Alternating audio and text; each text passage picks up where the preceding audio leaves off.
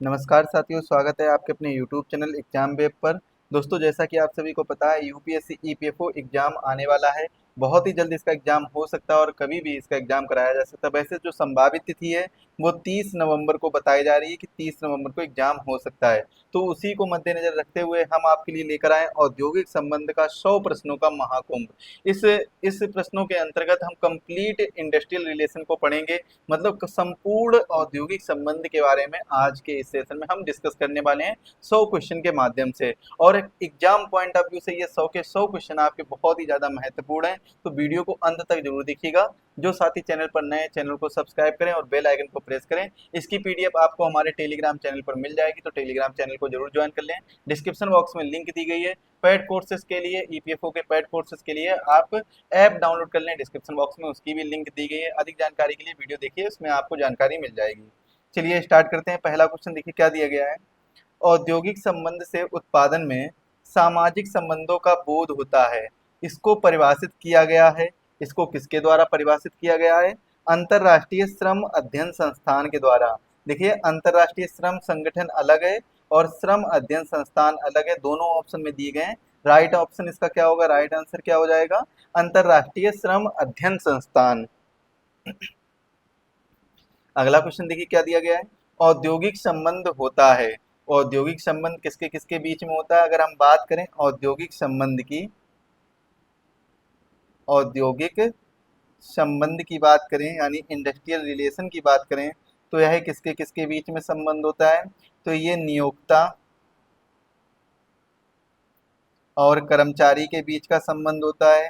किसके किसके बीच का संबंध होता है? नियोक्ता और कर्मचारी के बीच का संबंध होता है। यहीं पर बात कर लें तो इनके बीच में कौन आ जाता है? ट्रेड यूनियन आ जाता है, यानी संघ आ जाते हैं, श्रम संघ आ जाते हैं, ट्रेड यूनियन। तो इनका भी संबंध होता है, श्रम संघ। और इनके बीच में आपको कौन देखने को मिलता है? सरकार, यानी गवर्नमेंट देखने को मिलती है, गवर्नमेंट। तो इन लोगों के बीच में आपस में जो संबंध होता है इसको हम क्या बोलते हैं? औद्योगिक संबंध बोलते हैं। उद्योग में नियोजकों और कर्मचारियों के बीच संबंध होता है, बिल्कुल सही बात है। श्रम संघों और नियोजकों के बीच संबंध होता है, ये भी सही बात है। नियोजकों और सरकार के बीच संबंध होता है, ये भी सही बात है। राइट ऑप्शन क्या हो जाएगा? राइट आंसर हो जाएगा ऑप्शन डी, उपयुक्त सभी के बीच में औद्योगिक संबंध होता है। तो इस डायग्राम को आप लोग अच्छे से याद रखेंगे। बाकी आप जब पेड क्लासेस देखेंगे, जो हमारे लेक्चर देखेंगे, तो उसमें आपको बहुत ही अच्छे तरीके से समझाया गया है। टेलीग्राम में संपूर्ण जानकारी दी गई, आप उसको जरूर एक बार कलेक्ट करिएगा। अगला देखिए क्वेश्चन क्या है। औद्योगिक संबंध का मुख्य पहलू होता है। और औद्योगिक संबंध के जो दो मुख्य पहलू होते हैं, औद्योगिक संबंध के अगर हम आईआर के पहलू के बात करें, यानी इंडस्ट्रियल रिलेशन के पहलू की बात करें, तो दो पहलू होते हैं। कौन कौन से? एक तो होता है सहयोग का पहलू। एक कौन सा होता है? सहयोग का पहलू। दूसरा होता है संघर्ष का पहलू। दूसरा कौन सा होता है? सहयोग का पहलू और संघर्ष का पहलू। ये दो पहलू होते हैं औद्योगिक संबंध के। तो राइट आंसर क्या हो जाएगा इसका? ऑप्शन सी इसका राइट आंसर होगा। देखिए, यूपीएससी ईपीएफओ की अगर आप तैयारी कर रहे हैं और आप हिंदी माध्यम में तैयारी करना चाहते हैं, तो हम आपके लिए बहुत ही एक ही अच्छा कोर्स लेकर आए हैं, जो मात्र आपको 449 रुपये में मिल रहा है। जिसमें हम आपको टॉपिक वाइज और structure and exam oriented preparation कराएंगे। क्लियर एक्सप्लेनेशन होगा हर एक चीज का सिंपल भाषा में। और बेटर अंडरस्टैंडिंग बनाने के लिए आपको मॉक टेस्ट भी कराते रहेंगे। टॉपिक वाइज क्विजेस होंगे, फुल लेंथ मॉक टेस्ट मिलेगा और पीवाई के सॉल्यूशन मिलेंगे। High quality PDF with hand written notes के साथ में आपको मिलेगा। और भी बहुत से कॉन्सेप्चुअल नोट्स मिलेंगे, जिससे आपके कॉन्सेप्ट को क्लियर किया जा सके। यूपीएससी ईपीएफओ ईओ एओ और एपीएफसी दोनों के लिए ये कोर्स वैलिड रहेगा, क्योंकि इसमें कंप्लीट सिलेबस आपका कराया जा रहा है। हर एक सब्जेक्ट आपको बताया जाएगा, हर एक सब्जेक्ट आपको सिखाया जाएगा। सभी की आपको वीडियो क्लासेस मिलेंगी मात्र 449 रुपए में। यदि आप अभी इस कोर्स को ज्वाइन करना चाहते हैं, तो अभी इसमें ऑफर चल रहा है। आप जैसे ही EPFO 100 को कूपन कोड यूज करेंगे, EPFO 100, वैसे ही आपको 100 रुपीज का डिस्काउंट मिल जाएगा। और यह कोर्स मात्र आपको 349 रुपए में मिल जाएगा। कितने रुपए में? 349 रुपए में मिल जाएगा। तो इस कोर्स को आप लोग जरूर ज्वाइन करिएगा। बहुत ही अच्छा कोर्स है। डेमो वीडियोज ऐप में दिए गए हैं, डिस्क्रिप्शन बॉक्स में ऐप की लिंक दी गई है, या फिर आप प्ले स्टोर पर जाकर एग्जाम वेब सर्च करेंगे तो आपको वहां पर ऐप मिल जाएगा। और ऐप मिलते ही आप लोग डाउनलोड करिए और साइन अप करने के बाद में इसमें पहले नंबर पर जाइएगा पेड कोर्सेज में। तो वहां पे आपको कोर्स दिख जाएगा और उसके बाद में वहां से आप कंटेंट में क्लिक करके वहां से आप क्या कर सकते हैं, डेमो वीडियो देख सकते हैं। चलिए अगला क्वेश्चन देखते क्या है। औद्योगिक विवाद सुलझाने के औद्योगिक विवाद सुलझाने के निम्नलिखित तरीके में से कौन नहीं है। औद्योगिक विवाद किससे नहीं मतलब कौन सा तरीका है जिससे औद्योगिक विवाद नहीं सुलझाया जा सकता है। तो देखिए अधिनिर्णयन, ये इससे औद्योगिक विवाद सुलझाया जाता है। और सामूहिक सौदेबाजी से औद्योगिक विवाद सुलझाया जाता है। मध्यस्थता करके भी यानी मीडिएटर के करके भी औद्योगिक विवाद को यानी इंडस्ट्रियल डिस्प्यूट को सुलझाया जा सकता है। लेकिन तालाबंदी जो है इसके लिए औद्योगिक विवाद को नहीं सुलझाया जा सकता है। तालाबंदी औद्योगिक विवाद को सुलझाने का कोई भी जरिया या तरीका नहीं है, क्योंकि तालाबंदी क्या होता है यानी लॉकआउट। लॉकआउट के बारे में अगर हम बात करें तो लॉकआउट क्या होता है। लॉकआउट वो होता है जैसे कि जब नियोक्ता जब नोट करेंगे, जब नियोक्ता काम बंद कर दे, काम बंद करवा दे या कर दे, उस स्थिति को क्या कहते हैं, उस स्थिति को तालाबंदी कहते हैं। तो तालाबंदी क्या कहते हैं, जब नियोक्ता काम कर दे, बंद कर दे, तो उस स्थिति को क्या कहेंगे, तालाबंदी कहते हैं। और अगर आपसे पूछा जाए सर हड़ताल किसे कहते हैं, हड़ताल, तो हड़ताल क्या होता है, हड़ताल होता है जब कर्मचारी काम बंद कर दे, जब कर्मचारी काम बंद कर दे तो उसे क्या कहते हैं, उसे हड़ताल हड़ताल कहते हैं। उसे क्या कहते हैं, हड़ताल कहते हैं। अच्छा आप लोग कमेंट में बताइएगा हड़ताल कितने प्रकार की होती है, हड़ताल के कितने कितने टाइप होते हैं। देखिए वैसे तो हड़ताल कई प्रकार की होती है, लेकिन अगर मुख्यतः हम पढ़ें तो सबसे पहले हम देखते हैं प्राथमिक हड़ताल के बारे में। प्राथमिक हड़ताल किसके बारे में देखेंगे, सबसे पहले प्राथमिक हड़ताल। और प्राथमिक हड़ताल में भी हम कई प्रकार की लगभग 7 प्रकार की हड़तालों के बारे में देखते हैं, जो कि बहुत ही इंपॉर्टेंट है। आप लोग जब हमारा कोर्स ज्वाइन करेंगे तो उसमें आपको बहुत ही डिटेल में सारी चीज़ें क्लियर कॉन्सेप्ट के साथ में समझाई जा रही हैं। तो एक बार कोर्स जरूर ज्वाइन करके देखिएगा। तो प्राथमिक हड़ताल जो होती है, प्राथमिक हड़ताल में भी 7 प्रकार की हड़ताल मिलने को देखने को मिलती हैं। सबसे पहले जो हड़ताल होती है हाजिर हड़ताल। सबसे पहली हड़ताल कौन सी होती है, हाजिर हड़ताल होती है। इसके बाद में दूसरी हड़ताल हम गैर हाजिर बता सकते हैं, गैर हाजिर हड़ताल, गैर हाजिर हड़ताल। इसकी पीडीएफ आपको हमारे टेलीग्राम पर मिल जाएगी, तो इसीलिए इसको थोड़ा सा अच्छा से लिख देते हैं जिससे कि आपको समझ में आ जाए। जो हड़ताल है वो कितने प्रकार की होती है, एक तो होती है प्राथमिक हड़ताल, प्राथमिक हड़ताल। दूसरी कौन सी होती है, माध्यमिक हड़ताल, माध्यमिक हड़ताल। तीसरी कौन सी होती है, सहानुभूतिपूर्ण हड़ताल, सहानुभूतिपूर्ण हड़ताल। और 4 नंबर पर आती हैं अन्य हड़तालें। 4 नंबर पर क्या आती हैं, अन्य हड़तालें या अन्य हड़ताल। अब अन्य हड़ताल में भी आपको क्या क्या देखने को मिलता है, अन्य हड़ताल में तालाबंदी देखने को मिलता है, तालाबंदी हो गया। तालाबंदी के बाद में घेराव देखने को मिलता है, घेराव के बाद में छटनी देखने को मिलती है, छटनी हो गई। इसके बाद में कामबंदी देखने को मिलता है, कामबंदी। और इसके बाद में और क्या देखने को मिलता है, धरना, और धरना देखने को मिलता है। तो ये सभी किसमें देखने को मिलती हैं, अन्य हड़तालों में देखने को मिलती हैं। वहीं पर अगर हम बात कर लें किसकी, प्राथमिक हड़ताल की अगर बात कर लें, तो प्राथमिक हड़ताल में भी आपको हाजिर हड़ताल, गैर हाजिर हड़ताल, मंदकार हड़ताल, सांकेतिक या विरोध हड़ताल, नियमानुसार कार्य, भूख हड़ताल, तड़ित हड़ताल, इन प्रकार की हड़तालों को देखने को मिलता है। माध्यमिक हड़ताल क्या होती है, माध्यमिक हड़ताल वो हड़ताल होती है जिसमें कर्मचारी जो है वो नियोजक के विरुद्ध तो हड़ताल नहीं करता, लेकिन नियोजक के किसी करीबी व्यक्ति के विरुद्ध हड़ताल करता है, या फिर हम कह सकते हैं किसी तीसरे के विरुद्ध हड़ताल करता है, जिसका अप्रत्यक्ष असर किसके पास पहुंचता है, नियोजक के पास पहुंचता है। जबकि सहानुभूति हड़ताल वो हड़ताल होती है जब किसी को सहानुभूति दिखाने के लिए हड़ताल की जाती है। मतलब एक फैक्ट्री है और बी फैक्ट्री है, एक फैक्ट्री बी फैक्ट्री में हड़ताल मजदूरों ने की है क्योंकि उनके बीच का संबंध नहीं ठीक था, नियोक्ता और कर्मचारी के बीच का। लेकिन ए फैक्ट्री जो है वो हड़ताल इसलिए कर रही है क्योंकि बी फैक्ट्री ने हड़ताल की, तो उसकी सहानुभूति के लिए हड़ताल करती है। अगला क्वेश्चन देखेंगे क्या है, निम्नलिखित में से औद्योगिक कार्रवाइयां होती हैं। तो औद्योगिक कार्रवाइयां कौन कौन सी होती हैं? हड़ताल, तालाबंदी, धरना। ऑप्शन डी इसका राइट आंसर हो जाएगा, उपयुक्त सभी। ये सभी क्या होती हैं? औद्योगिक कार्रवाइयां होती हैं। औद्योगिक विवाद के कारण हो सकते हैं। औद्योगिक विवाद के क्या क्या कारण हो सकते हैं, जल्दी से आप लोग बताइएगा। राइट आंसर क्या हो जाएगा? ऑप्शन डी इसका राइट आंसर हो जाएगा, मजदूरी की मात्रा कम मिलना, मजदूरी भुगतान कम मिलना, कर्मकार क्षतिपूर्ति। ये सभी क्या है? औद्योगिक विवाद के कारण हो सकते हैं। और भी कोई कारण है क्या जो औद्योगिक विवाद के कारण बन सकते हैं? उनको भी आप लोग कमेंट में बताएंगे। अगर हम बात करें औद्योगिक विवाद की, यानी हम डिस्प्यूट की बात करें, औद्योगिक विवाद की बात करें, तो विवाद के देखिए मुख्यतः दो कारण होते हैं। कौन कौन से दो कारण होते हैं? एक तो होता है आर्थिक कारण। एक कौन सा होता है? आर्थिक कारण। और दूसरा कौन सा होता है? गैर आर्थिक कारण। दूसरा जो होता है वो कौन सा होता है सर? दूसरा होता है गैर आर्थिक कारण। अब आप ये भी बता दीजिए कि आर्थिक कारण के अंतर्गत कौन कौन से कारण आते हैं। तो आर्थिक कारण की अगर हम बात करें, तो आर्थिक कारण के अंतर्गत सबसे पहला तो वही कारण आएंगे। पहली बात याद रखिए कि इस आर्थिक कारण के अंतर्गत वही कारण आते हैं जो धन से संबंधित होते हैं। जैसे मजदूरी की मात्रा, महंगाई भत्ता। मजदूरी की मात्रा और महंगाई भत्ता हो गया। इसके बाद में मजदूरी का भुगतान हो गया। मजदूरी का भुगतान हो गया।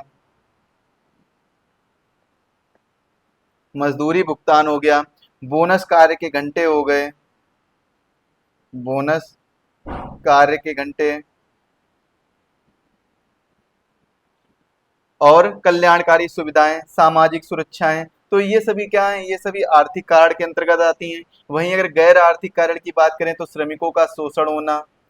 श्रमिकों का शोषण, ये कैसा है? गैर आर्थिक कारण है, क्योंकि इसमें धन से संबंधित नहीं है लेकिन उनका शोषण किया जा रहा है। सामाजिक मूल्यों के बीच में संघर्ष हो जाना, नियोजक की स्वेच्छा चरिता, दोषपूर्ण पर्यवेक्षण, व्यक्तियों के बीच संघर्ष, अनुशासन पर अनावश्यक जोर इत्यादि, ये सभी कारण कैसे हैं? गैर आर्थिक कारण है। मतलब क्या? आर्थिक कारण में अगर आप लोग ध्यान रखेंगे तो वो सभी कारण आते हैं जो किससे संबंधित होते हैं? मनी से संबंधित होते हैं। अब आप सोच रहे होंगे सर सामाजिक सुरक्षा ये कहाँ से मनी से संबंधित है?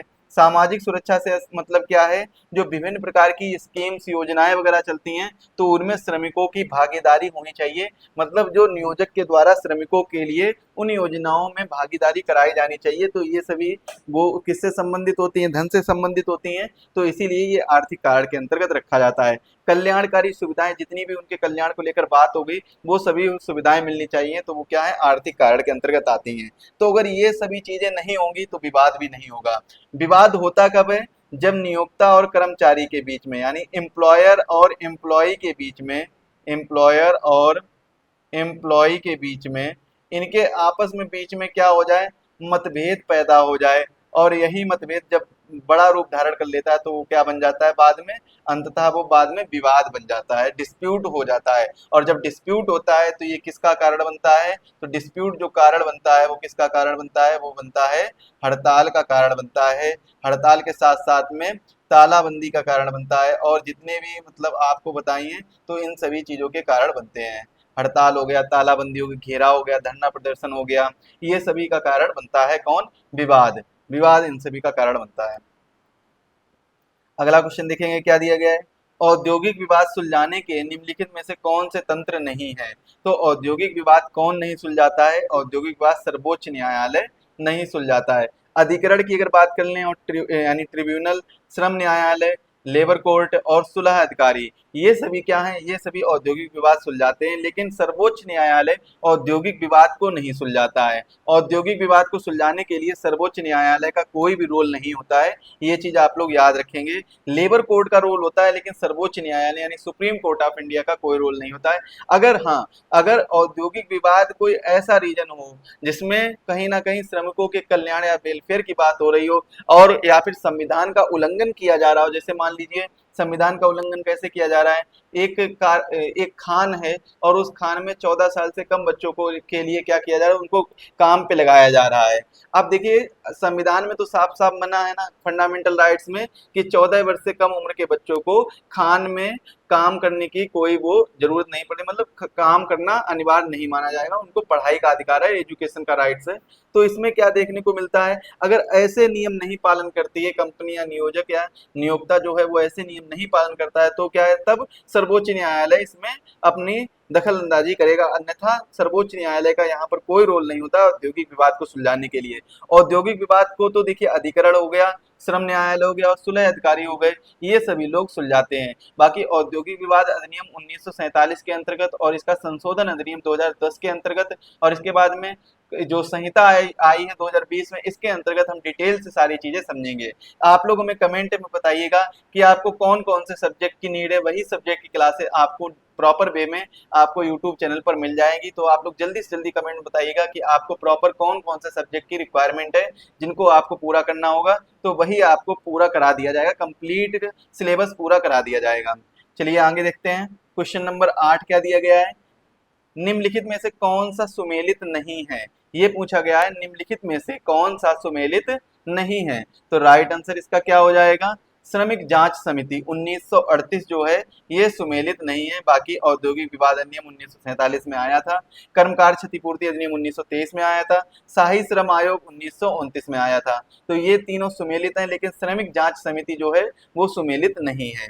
अगला क्वेश्चन देखिए क्या दिया गया है, अखिल भारतीय नियोजक संगठन की स्थापना की गई थी। अखिल भारतीय नियोजक संगठन की स्थापना कब की गई थी, 1932 में की गई थी। मॉडर्न हिस्ट्री का क्वेश्चन है, आप लोग बताइएगा कि 1932 में और क्या हुआ था, कौन सा समझौता हुआ था ये बताइएगा, और साथ ही साथ में कौन सी जो एक राउंड टेबल कॉन्फ्रेंस चल रही थी, 3 राउंड टेबल कॉन्फ्रेंस हुई थी। तो आप लोग कमेंट में बताइएगा क्या इस समय कोई राउंड टेबल कॉन्फ्रेंस हुई थी, अगर हुई थी तो कौन से नंबर की हुई थी। अगला देखिए क्वेश्चन क्या है,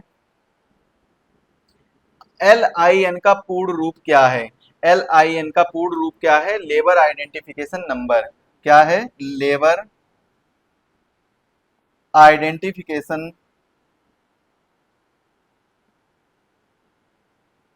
नंबर। लेबर आइडेंटिफिकेशन नंबर जो है वो क्या है, LIN का पूर्ण रूप है। अगला क्वेश्चन देखिए, टॉफ्ट हार्टले अधिनियम 1947 का संबंध किससे है। तो टॉफ्ट हार्टले अधिनियम 1947 का जो संबंध है वो डायरेक्टली किससे होता है, कलेक्टिव बार्गेनिंग से। किससे है, कलेक्टिव बार्गेनिंग। याद रखिएगा, इंपॉर्टेंट क्वेश्चन है, कलेक्टिव बार्गेनिंग। कलेक्टिव बार्गेनिंग से टॉफ्ट हार्टले अधिनियम 1947 से संबंधित है। अगला क्वेश्चन है, राष्ट्रीय विवाचन संवर्धन बोर्ड का गठन किया गया था। राष्ट्रीय विवाचन संवर्धन बोर्ड का गठन कब किया गया था, 1947 में राष्ट्रीय विवाचन संवर्धन बोर्ड का गठन किया गया था। इंपॉर्टेंट क्वेश्चन है, ये एग्जाम में कई बार पूछा जा चुका है, अन्य एग्जामों में भी, तो इसमें भी आने के चांसेस हैं इसके। अगला क्वेश्चन है, अनुशासन संहिता को भारतीय श्रम सम्मेलन में कब शामिल किया गया था। अनुशासन संहिता को भारतीय श्रम सम्मेलन में कब शामिल किया गया था, राइट आंसर 1958 में शामिल किया गया था। आप लोग बताइएगा कौन सी ऐसी डिफेंस से संबंधित संस्था है जिसका स्थापना स्थापना कब हुआ था, 1958 में इसकी स्थापना हुई थी, तो उस संस्था का नाम बताइएगा आप लोग। अगला क्वेश्चन है, प्रबंधन में श्रमिकों की सहभागिता के मुख्य उद्देश्य हैं। प्रबंधन में श्रमिकों की सहभागिता के मुख्य उद्देश्य क्या क्या हैं। अच्छा, पहले तो आप ये बताइएगा कि जो प्रबंधन में श्रमिकों की सहभागिता या श्रमिकों की भागीदारी संविधान के किस अनुच्छेद के अंतर्गत ली गई है, तो संविधान के अनुच्छेद 43A के अंतर्गत दी गई है। ये कहाँ का अनुच्छेद है, ये directive principle of state policy का अनुच्छेद है, यानी राज्य के नीति निर्देशक तत्वों का अनुच्छेद है, अनुच्छेद 43A। इसमें कहा गया है कि प्रबंधन में मजदूरों की या श्रमिकों की भागीदारी होनी चाहिए। प्रबंधन में श्रमिकों की भागीदारी होनी चाहिए, तो ये बात कही गई है, श्रमिकों की भागीदारी।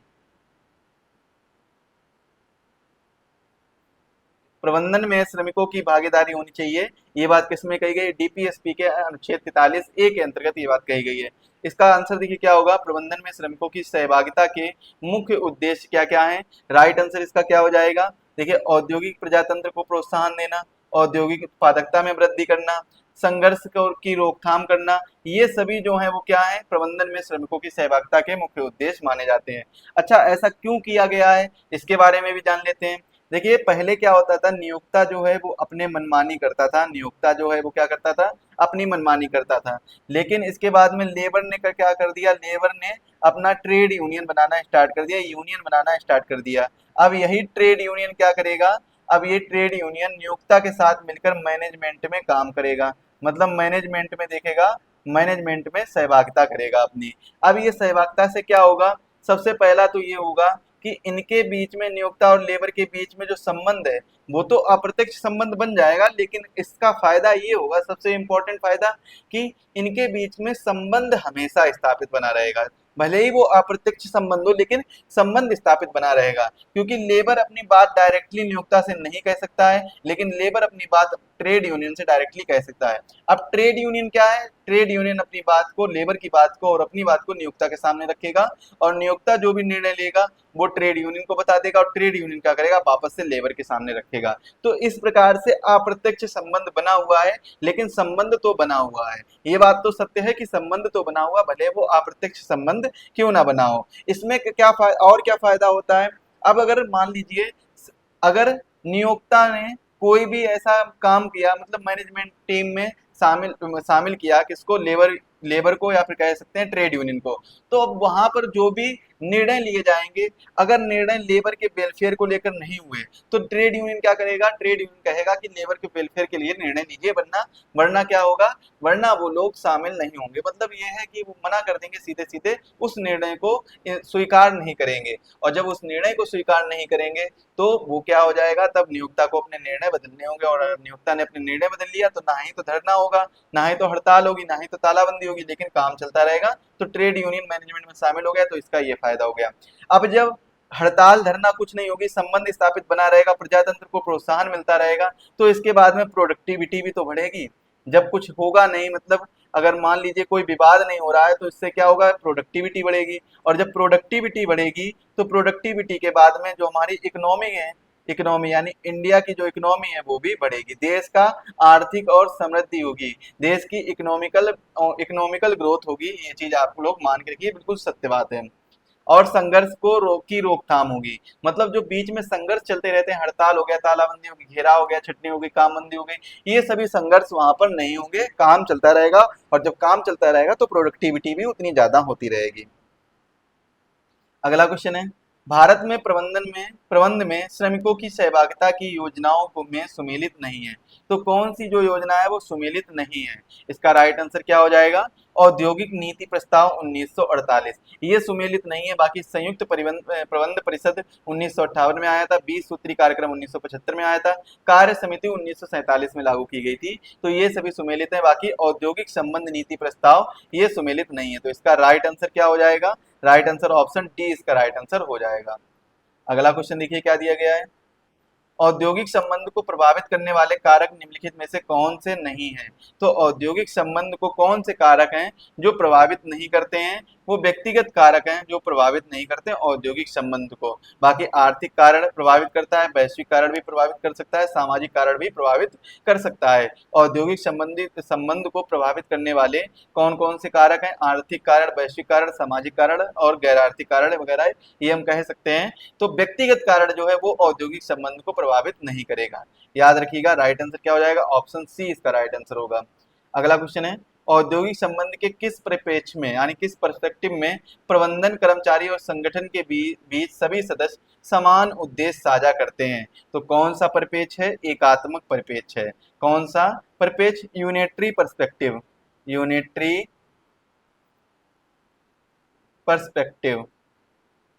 यूनिटरी पर्सपेक्टिव में क्या होता है, और इस परिप्रेक्ष्य में प्रबंधन, कर्मचारी और संगठन के सभी सदस्य समान उद्देश्य साझा करते हैं, मतलब उनकी केवल मतलब एकता बनी रहेगी, तीनों लोगों की जो है एकता यानी यूनिटी बनी रहेगी, और यूनिटी अगर बनी रहेगी तो इनके बीच में कभी भी विवाद नहीं हो सकता है, और जब विवाद नहीं होगा तो क्या होगी, प्रोडक्टिविटी जो है वो ज्यादा होगी, वो क्या होगी, प्रोडक्टिविटी जो है वो ज्यादा होगी, प्रोडक्टिविटी बढ़ेगी, और जब प्रोडक्टिविटी बढ़ेगी तो क्या होगा, ऑनर की जो इनकम है वो बढ़ेगी, ऑनर की जो इनकम है वो बढ़ेगी, और ऑनर की इनकम के साथ साथ में ऑनर की जब इनकम होगी तो वो उतना ज्यादा टैक्स देगा, और जब टैक्स देगा तो वो किसके पास जाएगा, गवर्नमेंट के पास जाएगा, गवर्नमेंट पॉलिसी बनाएगी, और वो पॉलिसी किसके लिए बनाएगी, लेबर के लिए बनाएगी या फिर आम जनता के लिए, लोगों के लिए बनाएगी, और जब यही पॉलिसी बाद में इम्प्लीमेंट होगी और यही जो रुपया है, इसके बाद में अगर ऑनर और क्या कर सकता है, ऑनर की जब इनकम बढ़ेगी तो ऑनर कहीं ना कहीं बोनस का भी तो प्रावधान कर सकता है, श्रमिकों को बोनस भी दे सकता है,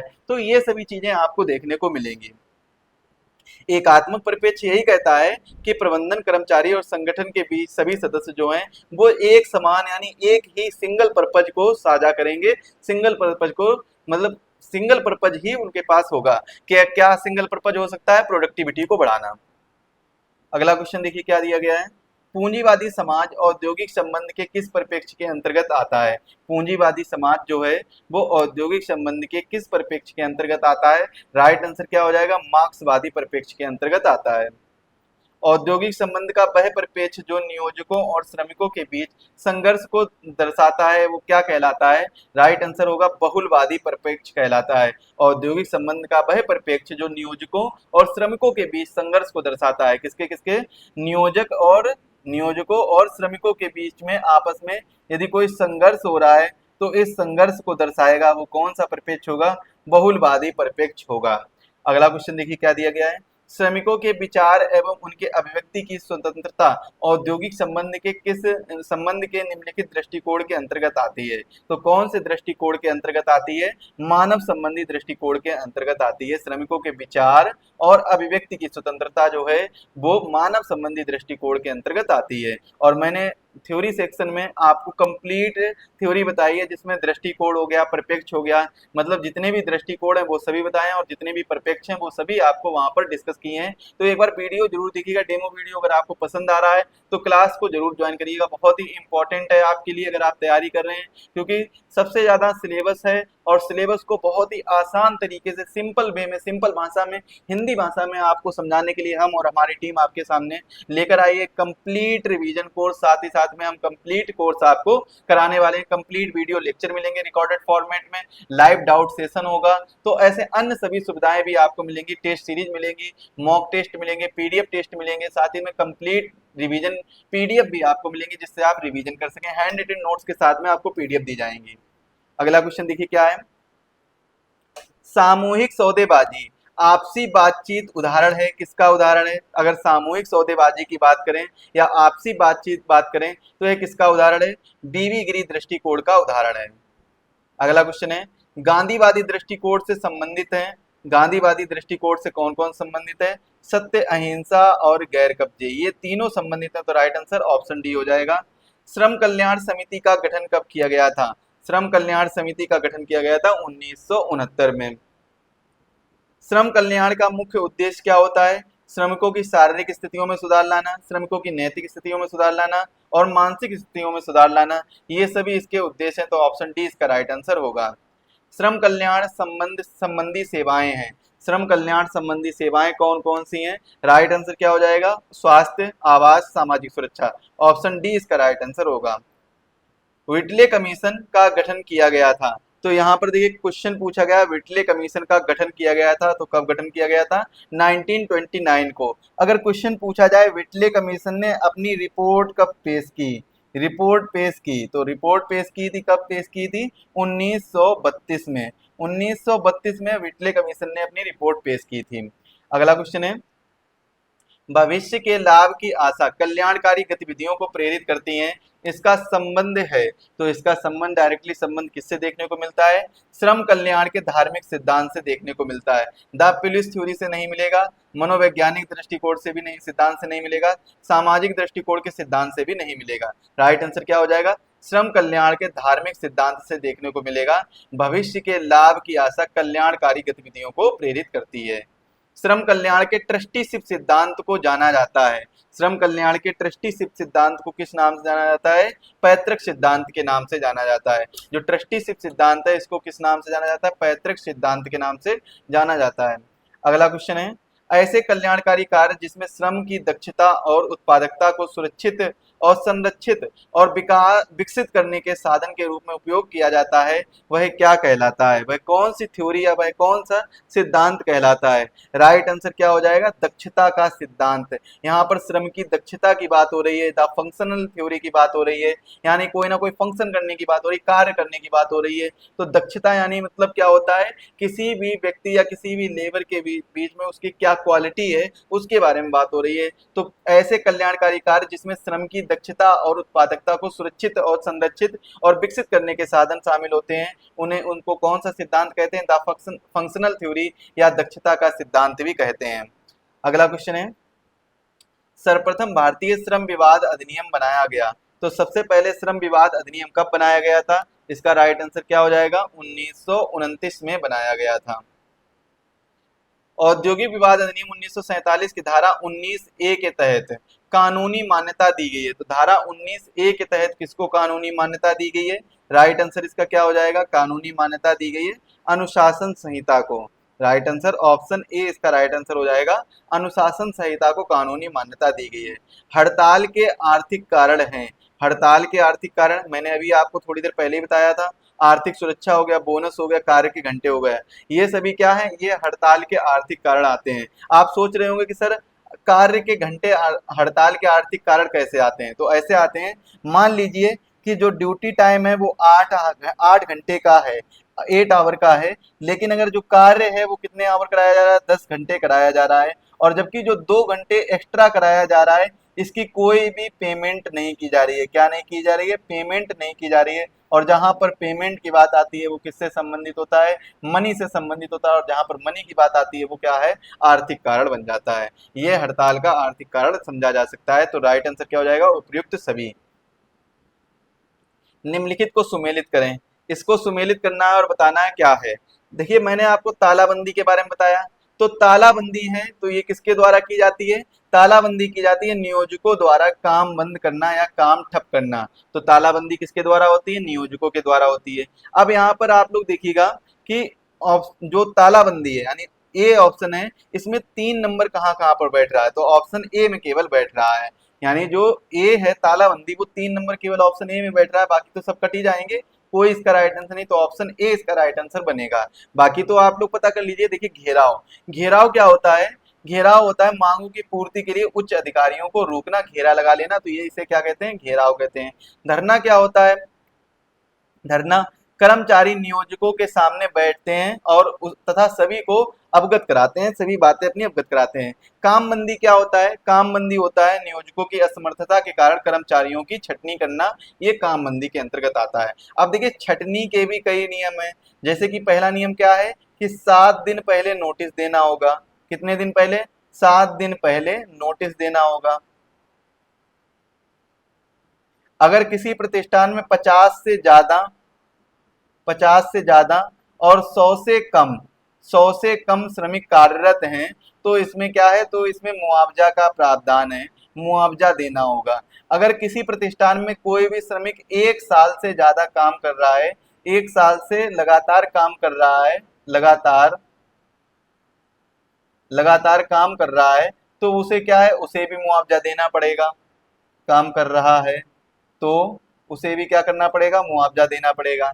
और यदि इसमें क्या है, अब यहाँ पर मुआवजा कब नहीं मिलेगा? कब नहीं मिलेगा? यदि कोई फैक्ट्री जो छटनी कर रहा है वो 5 किलोमीटर के रेडियस में, 5 किलोमीटर नहीं सॉरी 5 मील, 5 मील याद रखिए क्योंकि 5 मील ज्यादा हो जाएगा 5 किलोमीटर से। तो 5 मील के रेडियस में अगर कोई दूसरा वैकल्पिक रोजगार प्रदान करता है और श्रमिक अगर लेने से मना कर दे या ले ले, कुछ भी कर दे, चाहे मना कर दे या फिर ले ले, अगर दोनों में से कुछ भी किया है तो क्या है? तो उसको मुआवजा नहीं मिलेगा। अगर वो मना भी कर रहा है तब भी मुआवजा नहीं मिलेगा, और अगर कार्य को ले रहा है तब भी मुआवजा नहीं मिलेगा। तो छटनी की स्थिति में ये सब होता है। हालांकि छटनी की स्थिति में हम छटनी वाले टॉपिक में अच्छे से सारी चीजें कवर करेंगे। अगला क्वेश्चन देखिए, हड़ताल अवैध होने की स्थिति। हड़ताल कब अवैध होती है? तो हड़ताल अवैध होती है, हड़ताल होती कब है? 14 दिन पहले नोटिस देना होता है। 14 दिन पहले अगर नोटिस देना होगा तब हड़ताल कर सकते हैं। हड़ताल में जो लिखित टाइमिंग है, यानी मतलब जो समय दिया गया है, जैसे मान लीजिए 25 या 26 अगस्त दिया गया है, तो इस अगस्त के मतलब इस तारीख से हड़ताल प्रारंभ हो जानी चाहिए। अगर नहीं प्रारंभ हो रही तो हड़ताल अवैध मानी जाएगी। अगर नोटिस देने के बाद में और स्वीकृत होने के बाद में वो नोटिस 42 दिन के अंदर ही हड़ताल होनी चाहिए। अगर 42 दिन के अंदर हड़ताल नहीं हो रही है तो क्या है? वो हड़ताल अवैध मानी जाएगी। 42 दिन के बाद में हड़ताल हो रही है तब भी वो हड़ताल क्या मानी जाएगी? अवैध मानी जाएगी। हड़ताल 42 दिन के अंदर होनी चाहिए और दी गई तिथि यानी दे तिथि के दिन ही हड़ताल होनी चाहिए। जितनी भी तिथियां दी गई उन तिथियों के बीच में हड़ताल हो जानी चाहिए। तो देखेंगे इसमें ऑप्शन क्या क्या दिए गए। हड़ताल से 14 दिन पहले नोटिस ना देना, तो ये बिल्कुल सही बात है, अवैध मानी जाएगी ऐसी स्थिति में। इसके बाद में नोटिस में तय दिन से पहले हड़ताल प्रारंभ करना, मतलब क्या है कि नोटिस में जो तारीख दी गई है उससे पहले हड़ताल प्रारंभ कर दी गई या फिर उसके बाद में अगर हड़ताल प्रारंभ की गई तब भी क्या होगा, हड़ताल अवैध हो जाएगी। कार्यवाही में के लंबित होने के स्थिति में हड़ताल करना, यानी कार्यवाही के लंबित होने की स्थिति में, कार्यवाही के लंबित होने की स्थिति क्या होती है, मतलब मान लीजिए कि समझौते का काम चल रहा है, समझौते का कार्य चल रहा है, जैसे कि सपोज करते हैं कि नियोक्ता और कर्मचारी के बीच में, नियोक्ता और कर्मचारी नहीं बोलेंगे, यहाँ पर हम श्रम संघ बोल देंगे, इनके बीच में क्या हो रहा है, इनके बीच में समझौता चल रहा है कि समझौता होने के लिए ये लोग आपस में बातचीत कर रहे हैं, लेकिन वहीं पर क्या है कि कोई भी दूसरा लीडर आकर श्रमिकों को भड़का दे और हड़ताल के लिए बोल दे, तो ऐसी स्थिति में क्या होगा, ये हड़ताल अवैध मानी जाएगी, क्योंकि अभी क्या है, अभी वहां पर समझौते का कार्य चल रहा है या कार्यवाही के लंबित होने की स्थिति में हड़ताल नहीं हो सकती है, कार्यवाही खत्म होने के बाद में हड़ताल करी जा सकती है अगर हड़ताल बनने की स्थिति होगी तो। अगला क्वेश्चन देखेंगे क्या दिया गया है। छटनी की स्थिति में नियोजकों को कर्मचारियों को मुआवजा देना अनिवार्य होगा। कर्मचारी किसी प्रतिष्ठान में लगातार 1 वर्ष से काम कर रहा हो तब भी मुआवजा देना पड़ेगा। अगर कर्मचारी 5 मील की त्रिज्या में नियोजक द्वारा वैकल्पिक रोजगार देने पर अस्वीकार करता है तो क्या है, तो उसको मुआवजा नहीं देना होगा, तो उसको मुआवजा नहीं देना पड़ेगा। तो इसका राइट आंसर क्या हो जाएगा, ऑप्शन ए इसका राइट आंसर होगा। अभी थोड़ी देर पहले ही मैंने आपको अभी सारी चीजें क्लियर करके बताई हैं, छटनी की स्थिति में क्या क्या होता है, तो इसका राइट आंसर क्या हो जाएगा, ऑप्शन ए इसका राइट आंसर होगा। कर्मचारी किसी प्रतिष्ठान में लगातार 1 वर्ष से काम कर रहा हो तो उसको मुआवजा देना होगा। या फिर दूसरा अगर ऑप्शन ये दिया जाता है, दूसरा ऑप्शन क्या दिया जाता है, यदि किसी प्रतिष्ठान में 50 से ज्यादा कर्मचारी हैं और 100 से कम कर्मचारी हैं, 100 से कम कर्मचारी हैं, और ऐसी स्थिति में अगर छटनी की जाती है, ऐसी स्थिति में अगर छटनी की जाती है तो इस स्थिति में, छटनी की स्थिति में वहां पर मुआवजा देना होगा, उस छटनी की स्थिति में क्या देना होगा, मुआवजा देना होगा। अगला क्वेश्चन देखिए, औद्योगिक विवाद अधिनियम 1947 की किस धारा के अंतर्गत उद्योग को परिभाषित किया गया है। तो औद्योगिक विकास की किस धारा, औद्योगिक विवाद अधिनियम 1947 के अंतर्गत किस धारा के अंतर्गत उद्योग को परिभाषित किया गया है, राइट आंसर क्या हो जाएगा, ऑप्शन बी इसका राइट आंसर होगा, धारा 2 सब क्लॉज जे के अंतर्गत ये उद्योग को परिभाषित किया गया है। डिफिनीशन दी गई किसकी, इंडस्ट्री की या उद्योग की डिफिनीशन दी गई है। अगला क्वेश्चन है, लोक उपयोगी सेवा के अंतर्गत नहीं आता है। तो लोक उपयोगी सेवा के अंतर्गत कौन कौन से नहीं आते हैं, राइट आंसर क्या हो जाएगा, सड़क जो है वो लोक उपयोगी सेवा के अंतर्गत नहीं आता है। अगला क्वेश्चन है, कार्य समिति का गठन किस प्रतिष्ठान में होता है। कार्य समिति का गठन जो है वो किस प्रतिष्ठान में होता है, जहां 100 से या इससे अधिक कर्मकार नियोजित हो, तो उस स्थिति में कार्य समिति का गठन होगा, जो वर्किंग कमेटी है उसका गठन किया जा सकता है। 100 से कम वाले, जहां पर 100 से कम लेबर कार्य कर रहे हैं वहां पर कार्य समिति का गठन नहीं किया जाएगा। अगला क्वेश्चन है, अनुचित श्रम व्यवहार के अंतर्गत नहीं आता है। अनुचित श्रम व्यवहार के अंतर्गत कौन सा जो है वो नहीं आता है, देखेंगे ऑप्शन पढ़ेंगे, नियोजकों द्वारा कर्मकारों की संगठित होने तथा श्रम संघ बनाने पर प्रताड़ित करना, तो ये अनुचित श्रम व्यवहार के अंतर्गत नहीं आएगा। किसी कर्मकार के विरुद्ध भेदभाव पैदा कर श्रम संघ को प्रोत्साहित या हतोत्साहित करना, ये भी कर्म अनुचित श्रम व्यवहार के अंतर्गत नहीं आएगा। तो कौन सा आता है, अधिनिर्णयन समझौता या करार को लागू करने के में सफल होना, मतलब क्या, अधिनिर्णयन समझौता या करार को लागू करने में सफल होना, ये सब किस में आता है, अनुचित श्रम व्यवहार के अंतर्गत। गलती, थोड़ा सा मिस्टेक हो गया है, कौन सा नहीं आता है ये, तो ये दोनों तो अनुचित श्रम व्यवहार के अंतर्गत आते हैं। अवैध हड़ताल को छोड़कर अन्य हड़तालों में कर्मकारों की भर्ती करना, ये भी अनुचित श्रम व्यवहार के अंतर्गत नहीं आता है। लेकिन ये भी आते हैं, लेकिन कौन सा नहीं आता, अधिनिर्णय समझौता या करार को लागू करने में सफल होना, ये अनुचित श्रम व्यवहार के अंतर्गत नहीं आता, बाकी तीनों अनुचित श्रम व्यवहार के अंतर्गत आते हैं। इसका राइट आंसर क्या हो जाएगा, इसका राइट आंसर होगा ऑप्शन सी, इसका राइट आंसर होगा, कौन सा होगा, ऑप्शन सी, ऑप्शन सी इसका राइट आंसर हो जाएगा। अगला क्वेश्चन है, समुचित सरकार से तात्पर्य है। समुचित सरकार किसे बोलते हैं, ऐसी कंपनी जिससे न्यूनतम 51% प्रदत्त दर पर पूंजी केंद्र सरकार में निहित हो, मतलब क्या है, 51% जो शेयर हैं वो किसके हो, वो सेंट्रल गवर्नमेंट के हो, सेंट्रल गवर्नमेंट के, और जो बचे हुए 49% शेयर हैं वो किसके हों, वो किसी भी उद्योगपति के हो सकते हैं, कैपिटलिस्ट के हो सकते हैं, यानी किसी भी निजी पर्सन के हो सकते हैं, प्राइवेट व्यक्ति के हो सकते हैं। अगला क्वेश्चन देखिए, नवीन आर्थिक नीति का औद्योगिक संबंध पर प्रभाव नहीं है। कौन सा प्रभाव नहीं है? राइट आंसर क्या हो जाएगा? उत्पादकता में वृद्धि। औद्योगिक विवाद संशोधन अधिनियम 2010 के अनुसार शिकायत निपटान समिति का गठन किया जाएगा। शिकायत निपटान समिति का गठन किया जाएगा। कहां पर किया जाएगा? जहां पर 20 या 20 से ज्यादा लोग होंगे वहां पर शिकायत निपटान समिति का गठन किया जाएगा। ऐसे औद्योगिक प्रतिष्ठान जहां 20 या 20 से अधिक कर्मकार नियोजित होंगे वहां पर क्या है, इस संशोधन अधिनियम 2010 के तहत या औद्योगिक विवाद संशोधन अधिनियम 2010 के तहत शिकायत निपटान समिति का गठन किया जाएगा। याद रखिएगा, इंपॉर्टेंट क्वेश्चन है। अगला क्वेश्चन देखेंगे, औद्योगिक विवाद संशोधन अधिनियम 2010 के अंतर्गत न्यायालय और अधिकरण द्वारा दिए गए फैसले के लिए आदेश माना जाएगा। तो इसका राइट आंसर क्या हो जाएगा? दीवानी न्यायालय यानी सिविल कोर्ट का निर्णय माना जाएगा। औद्योगिक संबंध संहिता 2019 के अनुसार एक ट्रेड यूनियन को पंजीकृत करने हेतु कितने सदस्य आवेदन कर सकते हैं? तो ट्रेड यूनियन को पंजीकृत करने हेतु 7 या 7 से अधिक सदस्य जो हैं वो रजिस्ट्रेशन कर सकते हैं, आवेदन कर सकते हैं। औद्योगिक संबंध संहिता 2019 के अनुसार कम से कम 75% श्रमिक सदस्य ही नियोजक से संबंधित बात करेंगे। जो सदस्य कौन कौन से होंगे? वो सदस्य होंगे सौदेबाजी के लिए सौदेबाजी संघ और परिषद का सदस्य, श्रम संघ के 10% श्रमिक सदस्य। तो ऑप्शन डी उपयुक्त बी और सी दोनों राइट आंसर हो जाएंगे। अगला क्वेश्चन है, कार्यबंदी और छटनी के अंतर्गत नियोजक की अक्षमता को परिभाषित करता है। कार्यबंदी और छटनी के अंतर्गत नियोजक की अक्षमता को कौन परिभाषित करता है? बिजली की कमी, कोयले की कमी, मशीनों के टूटने का कारण, ये सभी इसका राइट आंसर हो जाएंगे। मतलब हम एक शॉर्ट टर्म में कह सकते हैं रिसोर्सेस की कमी।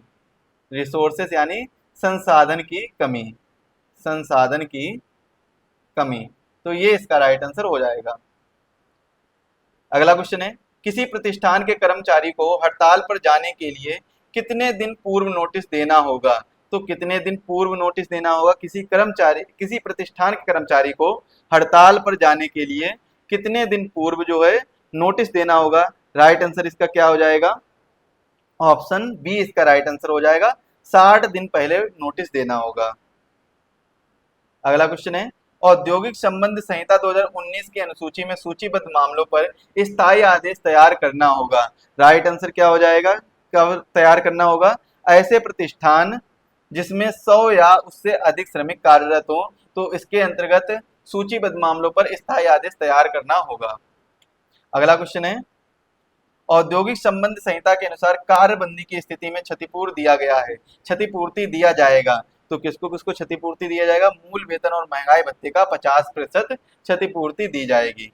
अगला क्वेश्चन है, छटनी की स्थिति में औद्योगिक संबंध संहिता के अंतर्गत कौन सा प्रावधान आता है? राइट आंसर क्या हो जाएगा? ऑप्शन ए और बी, यानी 1 महीने की सूचना या समतुल्य मजदूरी, 15 दिनों की देर से वेतन, प्रत्येक वर्ष की निरंतर सेवा के लिए। तो ये इसका राइट आंसर हो जाएगा, ऑप्शन बी और सी, सॉरी ए और बी। तो आज के वीडियो के लिए बस इतना ही रखते हैं। बाकी अगले वीडियो में हम एक क्वेश्चन नंबर 51 से चलेंगे और 100 तक की पहुंचेंगे। इसमें हम कंप्लीट इंडस्ट्रियल रिलेशन के 100 क्वेश्चन करने वाले हैं, जो कि आपके लिए बहुत ही ज्यादा जरूरी है। तो जरूरी इस वीडियो को लाइक करिएगा और चैनल को सब्सक्राइब कर लीजिएगा, क्योंकि अगले वीडियो के लिए आपको बेल आइकन को प्रेस करना होगा, क्योंकि जैसे ही वीडियो आएगा तुरंत आपके पास नोटिफिकेशन आ जाएगा। तो इसीलिए बेल आइकन को प्रेस करिए, जिससे वीडियो की नोटिफिकेशन तुरंत आपके पास पहुंचे। और चैनल पर जो साथी नए हैं, चैनल को सब्सक्राइब कर लीजिए, अपने सभी दोस्तों के साथ वीडियो को शेयर करिए और कमेंट में हमें बताइए कि आज का वीडियो और आज की दी गई इन्फॉर्मेशन कैसी लगी। चलिए मिलते हैं अगले लेक्चर में, तब तक के लिए आप सभी को धन्यवाद।